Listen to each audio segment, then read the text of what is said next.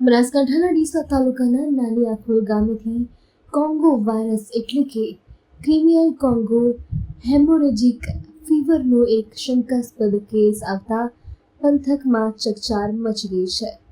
શંકાસ્પદ લક્ષણો જણાતા યુવકને વધુ સારવાર માટે અમદાવાદ સિવિલ હોસ્પિટલમાં ખસેડવામાં આવ્યો છે, જ્યાં પરિવારના જણાવ્યા અનુસાર તેમની હાલત સ્થિર છે.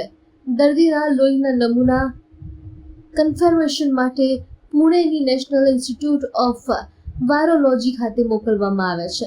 આરોગ્ય અધિકારી ડોક્ટર બ્રિજેશ વ્યાસે જણાવ્યું છે કે આ એક ઝૂનોટિક રોગ છે, જે પશુઓની ચેપી ઈતરડી કરડવાથી ફેલાય છે.